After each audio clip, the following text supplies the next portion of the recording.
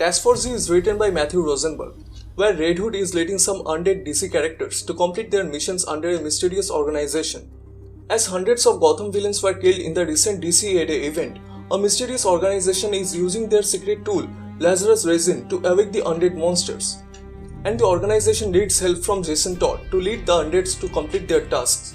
Welcome to ComicsTube YouTube channel. In today's video, we'll review the Chapter 2 of Task Force Z. So, if you are new here, a sub to this channel would make my day.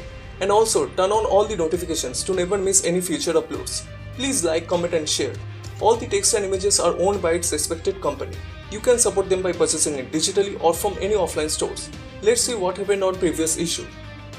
The issue opens up with Crazy Quill running desperately across the Gotham rooftops as he is being chased by the undead Man-Bat. With some luck, he manages to hit that monster with his beam, but in a short moment of time, his jaw gets hit by a crowbar and the attacker is none other than Red Hood. As soon as Crazy Quill attempted to fire his beam at Red Hood, without any worries, he quickly sidestepped his attack. Then suddenly Crazy Quill screams in fear as undead men lift him up in the air. Then Jason went on to ask some questions to Crazy Quill about who he's been working with since he escaped from Arkham and what are they smuggling. With no other options left, Crazy Quill realizes either he answers to Red Hood questions or be eaten alive by these crazy monsters, so he agrees to talk. Later in Project Helper in headquarters, Crispin instructs Jason to head into the room where Crazy Quill held captive. As Crazy Quill rejects to provide any information on the smuggling, Arkham Knight is called off. With the fear of eaten alive by that monster, he told his secret informations to them. Then Crispin orders Jason and his team to investigate that matter. They headed to a warehouse where they discover boxes loaded with Lazarus Resin pills covered in ice, and it is done by none other than Mr. Freeze. Without wasting any time, Mr. Freeze and his minions started to attacking them. Ben quickly dashed at him, but before he even reaches to him, he gets frozen by Mr. Freeze's ray gun. Then he quickly followed up and released a gigantic ray blast at Man-Bat, which ends up beheading him right in the place. As the team getting beaten up by Mr. Freeze, Jason takes this matter into his hand.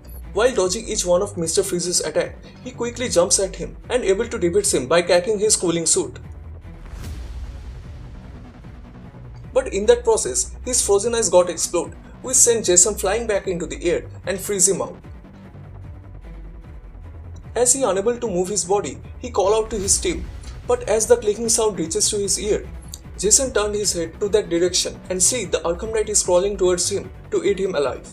Now back to chapter 2. As Jason struggles to free himself from the ice and Arkham Knight crawls towards him, he radioed in Bloom to help him, but he did not answer to his call except Crispin.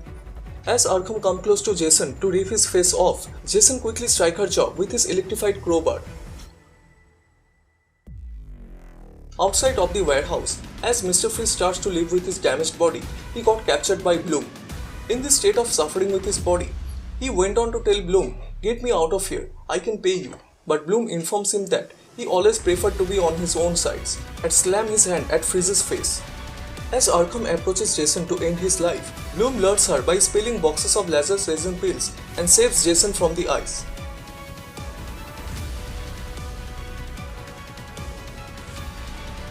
Back at the chop shop, Jason walked into a room where he looked shocked as he saw Man-Bat and Bane are well and alive. As long as these undead's head remain unharmed, they can be brought back to life by using Lazarus Resin. As Dr. Shelley approaches Jason from behind to inject him with Lazarus Resin, he quickly grabbed her hand and warned her not to come near him with this thing or she will regret that later. And he throws that injection to the ground. As he follows his way out of the room, he runs right into the Astrid Arkham, who is looking much more alive and human.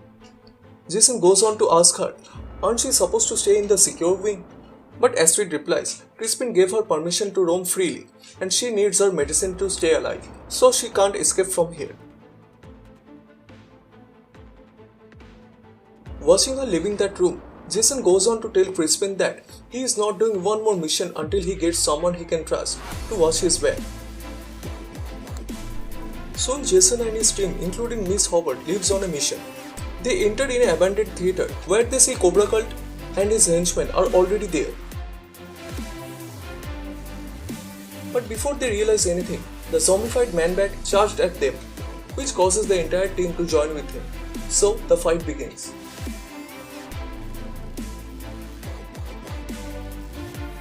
They started to slaughter every single henchman of Cobra Cult, but while fighting, Bane falls through the floor to the unknown. Jason started to hit them with his electrified crowbar, but Arkham slashed them with her sword one by one. But suddenly they got cornered by the henchmen, but right before they managed to harm them, Jason quickly placed his electrified crowbar to the bloody floor, which causes to electrify each one of them.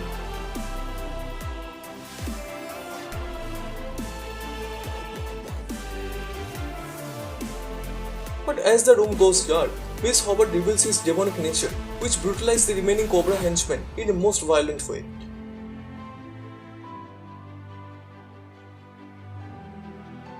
After that, Bloom calls out to Jason. He has found the man who they are looking for, lying in a coffin. It reveals that the man who is in the coffin is none other than Deadshot. Jason then turns around and radioing Crispin, but before he is able to communicate with her regarding this matter, he gets shot through his back by decomposed Deadshot arises from the coffin.